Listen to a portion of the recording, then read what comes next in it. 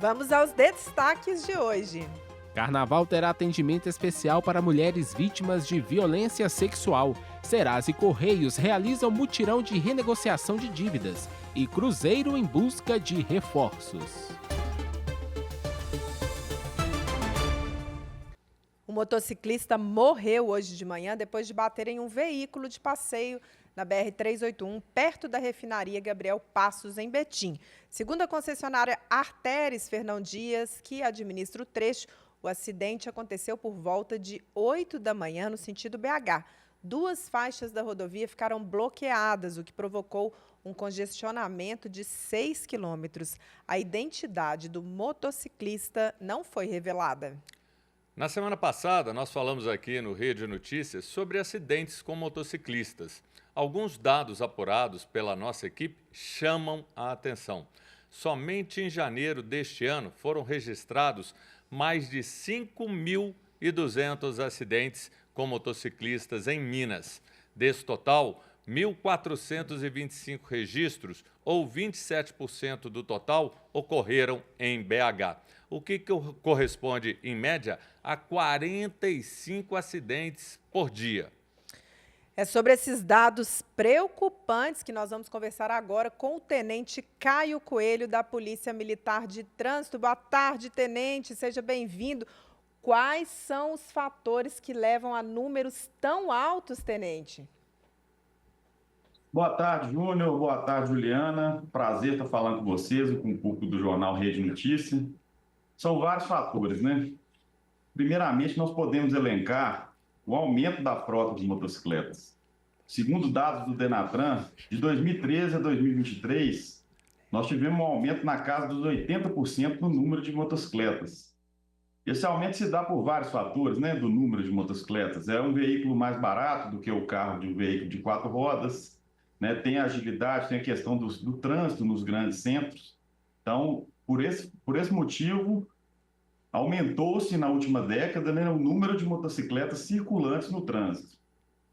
Somado a isso, nós podemos falar da maior vulnerabilidade dos motociclistas, né? Os motociclistas, eles não têm ali a carroceria como o carro de 4 rodas, o carro de passeio tem. Então, qualquer acidente que ocorra, né, o corpo do motociclista que vai ser ali a lataria. Então, os acidentes são mais frequentes e mais graves, por não ter essa proteção aí do próprio equipamento. Podemos também dizer do comportamento de risco dos próprios motociclistas, né? Estudos apontam que os motociclistas estão mais expostos aos acidentes porque fazem muitas manobras arriscadas, não respeitam as regras de trânsito quando o trânsito está muito intenso. Então, andam em corredores não autorizados, fazem ultrapassagem pelo local errado, se colocam mais em risco do que o veículo de passeio. Falta uma conscientização por parte dos motociclistas de que ele está num veículo mais vulnerável, né? E ainda somado a tudo isso, nós temos o crescente número de entregadores e de motoristas por aplicativo, né? Motociclistas por aplicativo, que agora é uma modalidade mais nova ainda. Os entregadores e os motociclistas por aplicativo aumentaram sobremaneira o trânsito de motocicletas. E devido à pressão desses trabalhadores pela entrega rápida, seja do passageiro, seja da entrega que ele tem para fazer ali, ele acaba se colocando em várias situações de risco. Tenente, uma observação minha de algo que eu vejo muito no trânsito. Antigamente, existiam muitos agentes na rua. Você tinha uma BH Trans mais atuante, você tinha uma presença de agentes. Hoje é como se o sinal vermelho não existisse mais, principalmente no caso de alguns motociclistas, sem generalizar. Mas eu vejo o seguinte, a presença desse agente inibia essa ação do motociclista, que eu vejo assim, tem dia que é assustador. Você vai atravessar uma rua, você tem que contar uns 10 segundos depois que o sinal fechou, porque há muita gente furando. Isso não pode voltar, essa prática, a presença do agente para coibir esse abuso? É verdade, Júnior. A presença do agente de trânsito, ele, além do fator educador, tem o fator inibidor, né, de cometimento de transgressões. O agente de trânsito, ele, sendo possível ele estar de maneira ostensiva, né, no terreno do trabalho, nas vias, ele realmente é uma ferramenta muito útil para a gente moralizar a situação do trânsito, né, principalmente nessa questão das motocicletas, que, como você bem observou, né, são contumazes aí nesse tipo de infração de trânsito. Nesse sentido, o batalhão de trânsito, nosso batalhão e a Polícia Militar como um todo, trabalha em parceria com as prefeituras, com o governo do estado, com o DETRAN, né, com a Coordenadoria Estadual de Trânsito, que é o antigo DETRAN, no sentido de aumentar a fiscalização eletrônica e fazer parcerias para que os nossos agentes de trânsito sejam multiplicados, não só por parte da Polícia Militar, mas também por parte da Guarda Municipal, do DR e de outras agências como a BH Trans, que apesar de hoje em dia não ter mais a incumbência de realizar os autos de infração, só a presença do agente já é um fator inibidor aí de cometimento de infrações. Quanto a essa questão de voltar a ter mais agentes, né, isso depende do orçamento estadual, né, e de um planejamento estratégico, né. Acredito que, dentre as políticas de trânsito, a gente esteja sempre visando a maior ostensividade, a presença máxima do agente. Ok, tenente, muito agradecido. Obrigado pela presença aqui no Rede Notícia. Conversamos com o tenente Caio Coelho, da Polícia Militar de Trânsito. A Polícia Militar cumpre desde cedo 12 mandados de prisão preventiva e 29 mandados de busca e apreensão contra suspeitos de participação no tráfico de drogas, em homicídios e roubos na região do Triângulo Mineiro. A operação ocorre às vésperas do Carnaval, época em que esses crimes aumentam. Os alvos da polícia estão em cidades como Uberaba, Uberlândia, Campina Verde, Perdizes, Ituiutaba, Carmo do Paranaíba e Borda da Mata. O que o Chapolin tem a ver com roubo de celular? Vou te contar. Em clima de pré-carnaval, a polícia de São Paulo usou uma estratégia, vamos dizer, bem criativa, para pegar ladrões de celular. Os agentes se infiltraram num bloco fantasiados de padre, um padre do bem mesmo, e de Chapolin, um personagem bem conhecido das crianças. A artimanha deu certo e os policiais logo prenderam em flagrante um suspeito que filmava foliões. Com ele foi apreendida uma bolsa com 6 celulares. 2 foram devolvidos aos donos no mesmo momento. O homem de 34 anos foi levado para uma delegacia onde foi preso por furto. Só neste fim de semana de pré-carnaval, a polícia paulistana registrou quase 600 ocorrências de celulares levados pelos ladrões. Adorei esse Chapolin e o padre. 3 vans itinerantes vão prestar auxílio às mulheres vítimas de violência sexual durante o carnaval. As vans serão posicionadas em locais estratégicos para pronto atendimento por profissionais qualificados. As vans terão apoio de equipes de patrulhamento e prevenção à violência doméstica da Polícia Militar. A ação de proteção às mulheres é uma iniciativa conjunta do Ministério Público de Minas Gerais, da Secretaria Estadual de Desenvolvimento Social, da Defensoria Pública e dos órgãos de segurança do Estado. Nova pesquisa revela qual é o principal atrativo para o turismo em Belo Horizonte. Quem detalha é a repórter Milene Alves. 38,1% dos visitantes que vêm a Belo Horizonte estão em busca de lazer e entretenimento. Os dados aparecem na pesquisa de demanda turística, que é realizada a cada 2 anos e serve para monitorar as práticas de turismo na capital mineira. O segundo motivo que mais traz as pessoas a BH é fazer negócios, como mostra 21,24% das respostas. Dos entrevistados, 85,2% pretendem voltar à capital mineira nos próximos 2 anos. A maioria buscou visitar museus e monumentos históricos culturais, enquanto outros vieram para participar de shows e eventos ou deram prioridade para comprar produtos artesanais locais. Ao todo, 1.794 pessoas foram entrevistadas e mais de 85% delas consideram que sua experiência em Belo Horizonte atendeu ou superou as suas expectativas. Em relação à origem dos turistas, 35,9% são de Minas Gerais, 16,89% de São Paulo e 9,98% do Rio de Janeiro, enquanto 4,12% são do Espírito Santo. E no que diz respeito aos turistas internacionais, a pesquisa aponta representantes de países como Estados Unidos, Alemanha, França, Portugal, Colômbia, Espanha, Países Baixos e Inglaterra. A pesquisa foi realizada com turistas que estavam na cidade em dias específicos de julho e novembro de 2024.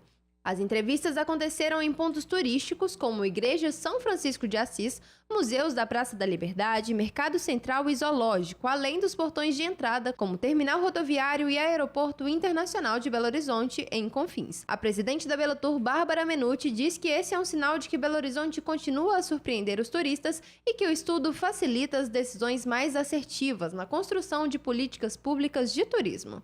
Repórter Milene Alves.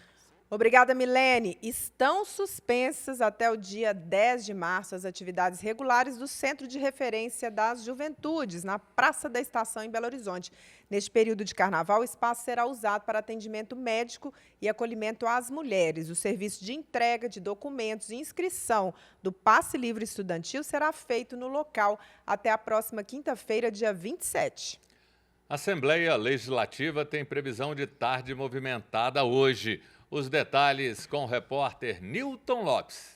A Assembleia Legislativa realiza, a partir das 2 da tarde, uma audiência pública para discutir o aumento salarial dos profissionais da educação no Estado em 2025. De acordo com o Sindicato dos Trabalhadores em Educação, os deputados vão tratar também do pagamento integral do piso salarial de R$ 4.867,77, da melhoria das condições de trabalho e do plano de carreira, conforme prevê no Plano Nacional de Educação. No mesmo horário, deve ser votado, em primeiro turno, o projeto de lei que cria a Artemig, a Agência Reguladora de Transportes do Estado. Proposta por Zema, a agência será responsável por fiscalizar a concessão de rodovias estaduais. Entre elas estão as estradas da região norte e da região metropolitana de Belo Horizonte. São mais de 124 quilômetros das MGs 10, 424 e LMG 800, que o governo do estado quer conceder à iniciativa privada. Caso a ideia seja aprovada pelos deputados, serão construídos 13 postos de pedágio perto do aeroporto de Confins e nos municípios de Pedro Leopoldo, Vespasiano, Lagoa Santa, Jabuticatuba, Santana do Riacho, Matozinhos, Prudente de Moraes e 7 Lagoas. Repórter Newton Lopes. Obrigada, Newton. Olha, no próximo bloco, laterais podem sair, reforços chegarem à Toca da Raposa.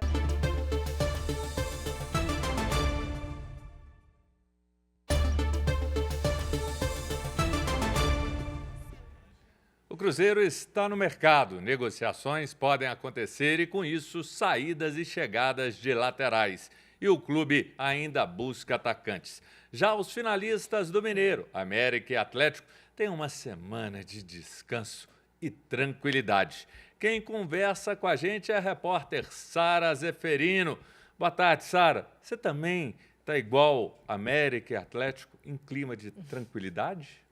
Quem me dera, viu, Júnior? Boa tarde para você, para a Juliana, a todos que nos acompanham aqui no Rede Notícia. Quem me dera se eu estivesse tão tranquila como estão os times de Atlético e América, que por enquanto descansam, mas já sabem as datas e os horários das finais do Campeonato Mineiro.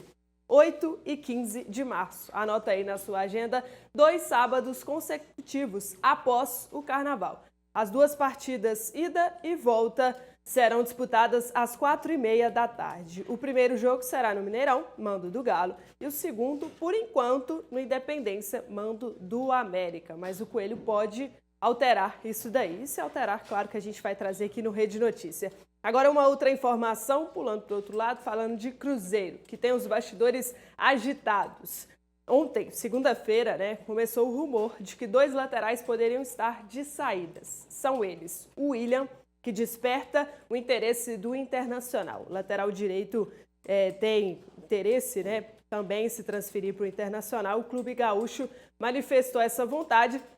O Cruzeiro falou que negociaria desde que o Internacional pagasse os 7 milhões de reais que deve ao Cruzeiro. E o Wanderson, atacante de 30 anos do Internacional, poderia ser envolvido aí nessa negociação. Só que o Léo Jardim botou o pé no freio e falou que conta com o William para essa temporada. Então a negociação não deu certo, não encaminhou, E o outro lateral que pode estar de saída é o Marlon. O Red Bull Bragantino de São Paulo tem interesse na contratação dele e pode envolver o Juninho Capixaba nessa negociação. E é claro que a gente vai trazer as atualizações aqui sobre isso. O Cruzeiro não para por aí, está monitorando a situação do Lucas Ronier, que é um atacante jovem de 20 anos que atua no Coritiba, é um dos destaques da equipe e é monitorado aí pela diretoria celeste. Por enquanto, não fez nenhuma proposta oficial, mas segue tendo conversas iniciais com o time do Coritiba. São essas notícias, tudo isso para esta terça-feira. Júnior e Juliana, eu volto com vocês aí no estúdio. Obrigada, Sara. O presidente Lula usou uma cadeia nacional de rádio e TV para anunciar o pagamento, a partir de hoje, da parcela de R$1.000 do programa Pé de Meia para estudantes que passaram de ano ou concluíram o ensino médio. No pronunciamento, o presidente também confirmou a gratuidade total de 41 itens do programa Farmácia Popular, incluindo fraldas geriátricas e absorventes. Vamos ouvir o presidente. A segunda notícia que quero compartilhar com vocês é a gratuidade de 100% dos remédios do Farmácia Popular. Agora, todos os 41 medicamentos do programa serão de graça. Quem tem doenças como diabetes, hipertensão ou asma vai poder tirar a sua medicação numa farmácia conveniada, apenas apresentando a receita médica e o seu documento de identidade. Além dos remédios, a Farmácia Popular trouxe outra novidade: a oferta de fraldas geriátricas, tudo de graça. A ex-presidente Dilma Rousseff está internada em um hospital de Xangai, na China, por causa de uma inflamação no chamado nervo do equilíbrio. Segundo os médicos, Dilma responde bem ao tratamento e deve ter alta nos próximos dias. A ex-presidente teve que ser hospitalizada depois de sentir enjoo e tontura por causa da pressão alta. O caso da ex-presidente é considerado sem gravidade, mas os compromissos da agenda dela tiveram que ser adiados. Dilma tinha uma reunião prevista com ministros da Fazenda e presidentes de bancos centrais na África do Sul. Desde 2023, Dilma Rousseff é presidente do Banco dos BRICS, instituição financeira com sede na China, que abrange o bloco formado por Brasil, Rússia, Índia, China e África do Sul. Mutirão de renegociação de dívidas numa ação conjunta dos Correios e Serasa. Quem traz as informações é a repórter Erlaine Grace, ao vivo. Boa tarde, Júnior. Boa tarde, Juliana, e a todos que acompanham o Rede Notícia. Então, só em Minas Gerais são 1.900 agências dos Correios que estão participando do mutirão de negociação das dívidas. E olha só os números. Em Minas Gerais, 42,60% da população se encontra inadimplente, quase alcançando aí a média brasileira, que é de 45,94%. Só em Minas também são 7,1 milhões de CPFs com dívidas em atraso, somando um total de 38,2 bilhões. E a faixa etária que mais tem dívidas é da idade entre 41 a 60 anos. Isso corresponde a 34,9%. Olha, os números são altos, gente. Está ao meu lado aqui a Amanda Castro, especialista em educação financeira, que vai conversar conosco e explicar qual é o motivo desse endividamento aqui em Minas Gerais. Perfeito. Eu acho que tem vários fatores que vão levando ao endividamento aí do consumidor, né? Hoje a gente pode ver aí que cartões de crédito lideram esse ranking. Então, assim, o mineiro hoje, o principal endividamento dele é dentro de bancos e cartões de crédito. E fatos até surpreendentes assim, que a gente vem vendo e a gente vai pesquisando com o consumidor, mas hoje o mineiro usa o cartão de crédito até para comprar comida no mercado. Então, assim, é um ponto alarmante, é um ponto que por isso que a gente trabalha com esse mutirão, justamente para trazer essa importância de estar com o nome limpo e de como usar suas linhas de crédito a seu favor e não contra você, né? Certo. Amanda, como que vai funcionar esse mutirão? Perfeito. A gente está até o dia 31 de março, é uma ação que começou ontem, dia 24, em parceria com os Correios também. Então, todas as agências dos Correios estão preparadas para atender o consumidor. Basta vir com documento com foto, fazer a consulta do CPF e aí entender se tem alguma oferta de dívidas ali para você. E aí até o dia 31 de março. Certo. Em relação aos valores mínimos, máximos, existe um número específico para negociar? Não existe. O ponto que é importante ressaltar é que, obviamente, vai de cada credor. A gente tem mais ou menos quase 1.500 parceiros, empresas parceiras, e a gente está falando que os descontos vão de até 99%, com parcelamento de até 72 vezes. Então, aproveita aí esse momento de feirão, desse mutirão de feirão Limpa Nome. Certo. Então, pessoal, fica a dica aí, né? Para quem quer sair da inadimplência e também precisa sair, procure a agência dos Correios mais próxima até o dia 31 de março. Júnior e Juliana, eu volto com vocês aí no estúdio. Obrigada, Erlane. O governo anuncia a programação do carnaval nas cidades históricas e reforça a segurança no estado. Repórter Giovanni Rodrigues traz as informações direto do Palácio da Liberdade. Olá, Juliana Lima, olá, Júnior Brasil, já estamos em ritmo de carnaval aqui no Palácio da Liberdade, na Praça da Liberdade. O governo de Minas lançou um conjunto de ações voltadas para a segurança e proteção das mulheres durante o carnaval de 2025, com ênfase na prevenção e enfrentamento da violência. A iniciativa tem como objetivo garantir um ambiente seguro e inclusivo para todos. Segundo o governador Romeu Zema, a campanha busca promover a conscientização sobre os diferentes tipos de violência. Queremos, como nos anos anteriores, um carnaval melhor, maior e principalmente com muita segurança.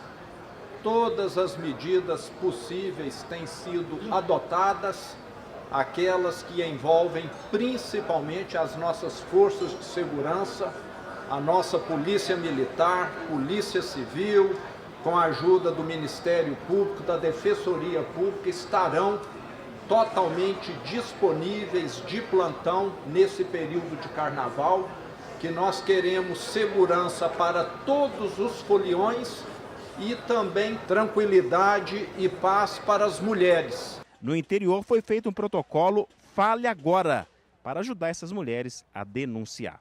O secretário de Cultura, Leônidas de Oliveira, ele disse que são mais de 4.000 soldados em atividades. Os soldados de folga vêm para a capital para ajudar na segurança.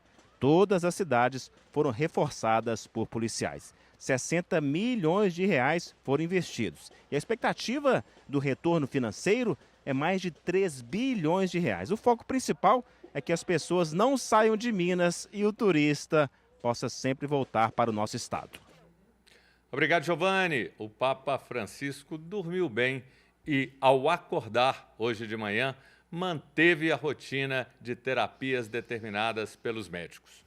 Segundo o comunicado do Vaticano, não foram registradas novas crises respiratórias nas últimas horas. O quadro de saúde do Papa teve uma ligeira melhora e o fornecimento de oxigênio foi reduzido. A leve insuficiência renal constatada nos exames está sob controle e não causa preocupação, segundo a equipe médica do Hospital Gemelli, em Roma. Agora pela manhã, o Papa divulgou a mensagem para a Quaresma deste ano, intitulada Caminhemos Juntos na Esperança. O Santo Padre convida os fiéis a prepararem os corações para o triunfo pascal de Cristo sobre o pecado e a morte. No texto divulgado pelo Vaticano, o Papa Francisco diz que nesta Quaresma, Deus pede que todos verifiquem nas famílias, no trabalho e nas comunidades paroquiais se somos capazes de caminharmos juntos, de ouvir e de vencer a tentação de olharmos apenas para as nossas próprias necessidades. Termina aqui o Rede Notícia, uma produção da Rede Catedral de Comunicação. Não deixe de nos mandar sua mensagem ou vídeo no nosso WhatsApp 31996802910. Contribua com Rede Notícia. O nosso jornal também está no YouTube, Rede Notícia. Lá você pode rever todo o conteúdo. Até amanhã. Até amanhã.